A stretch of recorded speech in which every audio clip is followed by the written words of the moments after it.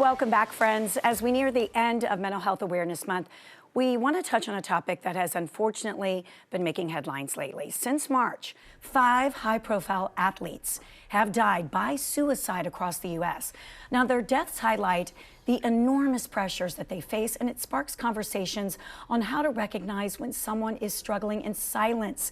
Joining me now to discuss this very important topic, psychiatrist, author, and our dear friend, Dr. Suvrat Bhargave. Thank you, Dr. B. Thank you, Christine. This is just, when you look at these faces, at what these students brought to their teams, their schools, it's heartbreaking, and we're hearing so much of this. Why do you think that is?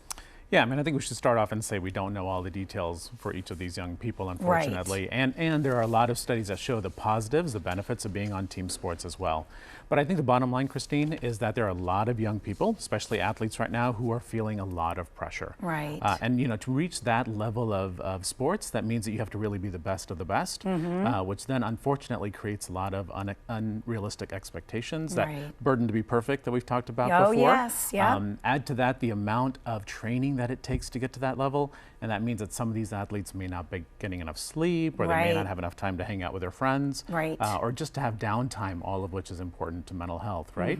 So you can see now how the burden starts to build, and they feel like they're letting down important people in their lives, their teammates, their coaches, their families, their friends. Yeah, it's gut-wrenching. You know, these, again, you look at them, you think they have everything going for them, you know, away from the field. Here they are dealing with these issues.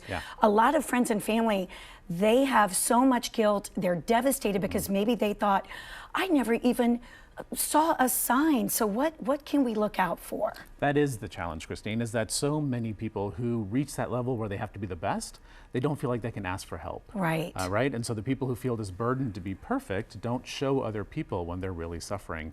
And so the people who look the most put together are sometimes the ones that are hurting the most. I know. Right? So there are some signs, things like being more withdrawn or changes in your personality. But the bottom line is so many people are hurting in silence right now. So what we need to do is what we're doing now, which is continue to chip away at whatever's left of the stigma behind mental health. We need to be checking in with the people that we care about, not just a social media check-in, but an actual check-in. Yes. And we need to be making discussions around emotional health just a part of daily discussion, which means we have to be willing to share.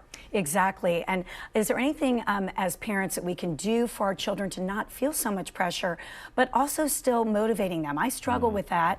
As I've talked about, my oldest has some learning issues. She's doing so great. And I want to encourage her because I know that, you know, she gets excited when, of course, we're you know, awarding her and, oh, you're doing great, A's and B's. But then it's like, if she gets a C, I don't want her to feel like she's a complete failure. So there's a fine line there. Oh gosh, that's exactly what I was thinking. There is such a fine line, right? Between giving them an expectation, which by the way is appropriate and it's healthy and it can give them something to work towards, but not having them feel too much pressure. Right. So there is a way to walk that fine line. The first thing I would say is encourage your child to do their best, which I know we tell our kids, but you know what? You may have to tell them over and over and over again before they really think that you mean it. And remember, they're getting messages around them that they think are telling them the opposite. Right. So encourage them to do their best. Really understand your own motivation. If your child doesn't meet a goal or an expectation, what is it triggering in you? Is there a fear? Is that expectation realistic? Right. And is it a balanced one? Right. And then the last thing I would say is create a safe space where you can have conversations with your kids, not just about the goal, but how they're feeling along the way, so that they don't feel like they're disappointing us or somehow failing. Right. And I think it's so important to let them know, like, they're never, if they're really trying their best, and that's all we can ask for. Truly. They're never disappointing us. That's exactly right. And it's not just athletes. I think you've talked about this, you know, the pressure of perfectionism and you know, how can we alleviate that stress on not just our kids, but on all of us? Now I want to talk about even us adults, as parents. Adults.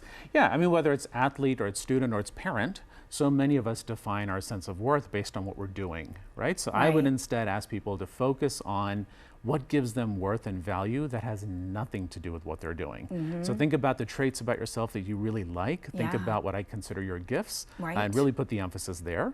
The other thing I would suggest is do an activity outside of your sport or your primary role.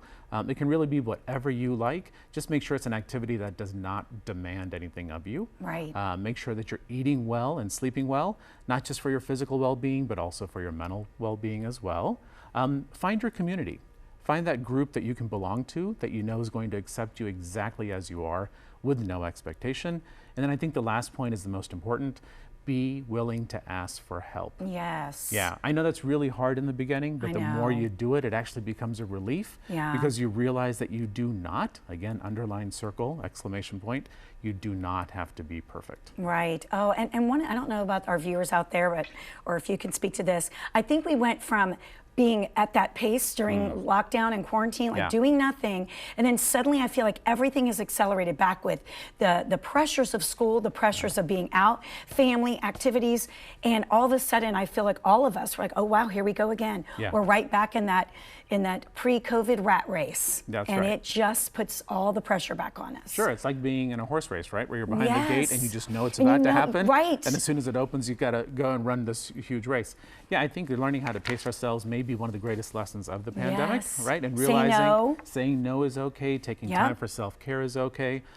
Focus on the things that really matter. Yes, I love it. Always love your advice. Thank you so and much. most importantly now, if you or someone you know is struggling with mental health or even suicidal thoughts, there is help out there. Please call the National Suicide Prevention Hotline. It's open 24 hours a day, 7 days a week. The number's right there on your screen, 800-273-8255.